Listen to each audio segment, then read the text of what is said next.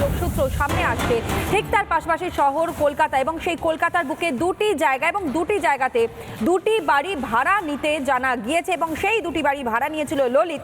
বাগুইআটি একটা এবং অন্যটা বড় বাজার, এবং দুটি জায়গাতেই বাড়ি ভাড়া নেয় ললিত। তবে কিভাবে ভাড়া পেলেন তিনি?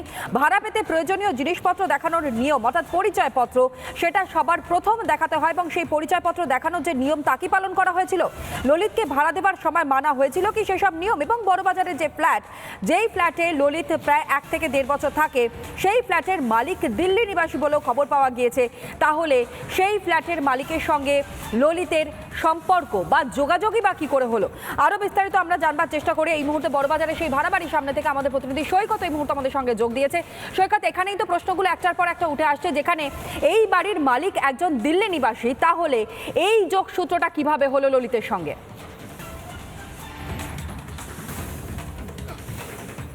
দেখো, এই বিষয়টা কিন্তু এখন একটা বড় প্রশ্নের সামনে দাঁড়িয়ে গেছে। যেহেতু আমি তোমাকে দেখাবো বড়বাজারের এই 218 নম্বর রবীন্দ্র সরণি, অর্থাৎ রবীন্দ্র সরণি বরাবর যে ট্রাম লাইন বরাবর যে রাস্তাটা একেবারে উত্তর কলকাতার দিকে চলে যাচ্ছে, এই রাস্তা একেবারে প্রপার বড়বাজার, মানে বড়বাজারের একেবারে কোর এরিয়া। সেই কোর এরিয়ায় এই যে বিল্ডিংটি, এই বিল্ডিংটি কিন্তু অত্যন্ত পুরনো একটা বিল্ডিং। এই বিল্ডিংয়ের এই যে ঘর এখনো পর্যন্ত তালা বন্ধ, এই ঘরেই কিন্তু ললিত ঝা থাকতো। এই যে বিল্ডিং, এই বিল্ডিংয়ের যিনি মালিক তিনি দিল্লি নিবাসী। স্থানীয় সূত্রে যেটা জানা যাচ্ছে, এখানে ললিত ঝা কিন্তু অনেক দিন ধরে থাকতো, অনেক বছর ধরে থাকতো। সেক্ষেত্রে ললিত ঝা যখন এই ঘরে ভাড়া থাকতো, সে কার সূত্র ধরে এই ঘরে ভাড়া পেয়েছিল, কিভাবে ভাড়া পেয়েছিল, এটা কিন্তু স্থানীয় সূত্রে এখনো পর্যন্ত এখানে যারা রয়েছেন তারা কিন্তু সেইভাবে খুব একটা কেউ বলতে পারছে না। কারণ তবে স্থানীয় সূত্রে আর একটা বিষয় জানা যাচ্ছে যে ললিতের বাবা কিন্তু এই এলাকার পার্শ্ববর্তী একটি এলাকায় দীর্ঘদিন ধরে থাকতেন এবং তিনি পূজারী ছিলেন, তিনি পুরোহিত ছিলেন। দীর্ঘদিন ধরে সেই এলাকায় থাকার পর অবশেষে ললিতকে বেশ কয়েক বছর আগে এখানে আনেন এবং ললিতের ছোট ভাই সোনু ঝা, তিনি আমাদের এক্সক্লুসিভ যে ফোনো ইন্টারভিউ দিয়েছেন, সেই ফোনো ইন্টারভিউতে সোনু ঝা বলেছেন যে ললিত এখানে এই বড়বাজার এলাকায় ক্লাস 5 থেকে যখন পড়াশোনা করছে তখন থেকে থাকে, অর্থাৎ অনেক দিন, প্রায় 20 বছর থাকে।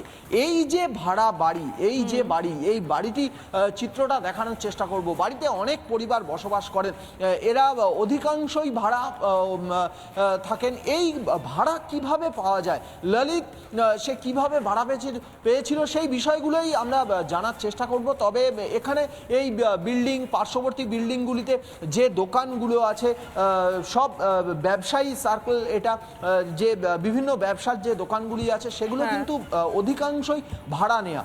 এই ভাড়া নেওয়ার যে সিস্টেমটা, সেই ভাড়া নেওয়ার সিস্টেমটা তখন কি ছিল, এখনো কি আছে, এই বিষয়গুলোই কিন্তু প্রশ্নচিহ্নের মুখে উঠে আসছে। অন্তত ললিত ঝা এই এলাকায় কিন্তু অত্যন্ত পরিচিত একটি নাম। আমার সহকর্মী এলিনা যেটা বলছিল, এই এলাকায় ভালো ছেলে হিসাবে পরিচিত, মেধাবী ছেলে হিসাবে পরিচিত। কিন্তু ললিতের এই সংসদে হামলার মাস্টারমাইন্ড হওয়া এই ঘটনা সামনে আসার পর থেকে এখানকার মানুষজন কিন্তু এটাই ভাবছেন যে এই প্রশ্নচিহ্নটা উঠছে যে এই ভাড়াগুলি রয়েছে, এই ভাড়া বাড়িতে যারা থাকছেন কিভাবে থাকছেন, এবং সবথেকে বড় কথা এই যে বাড়ি, এই বাড়ির মালিক দিল্লি নিবাসী। তাহলে কি এই বড়বাজার এলাকা, সবাই জানি বড়বাজার বিজনেস হাব বলে পরিচিত, এই বড়বাজার এলাকায় তাহলে কি এইভাবে যে কোনো ভাড়াটিয়া এসে অনায়াসে ভাড়া নেওয়া যায়?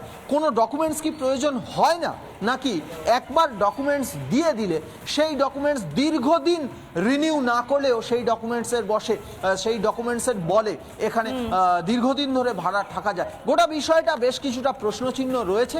এখনো পর্যন্ত ললিত ঝাকে কিন্তু দিল্লি পুলিশের সূত্রে যেটা জানা যাচ্ছে, তাকে কিন্তু থরলি ইন্টারোগেশন করা হচ্ছে এইসব বিষয়গুলো নিয়ে, এবং ললিত ঝার অর্থাৎ নিয়ম আদৌ মানা হয়েছিল কিনা সেই বিষয়টাই সব থেকে বড় প্রশ্ন হয়ে দাঁড়াচ্ছে এই মুহূর্তে, এই বাড়ি ভাড়ার ক্ষেত্রে বলো অথবা সংসদে হামলার ঘটনার ক্ষেত্রে বলো। আপাতত ধন্যবাদ জানাবো সৈকত তোমায় এবং একই সঙ্গে এলিনা তোমাকেও।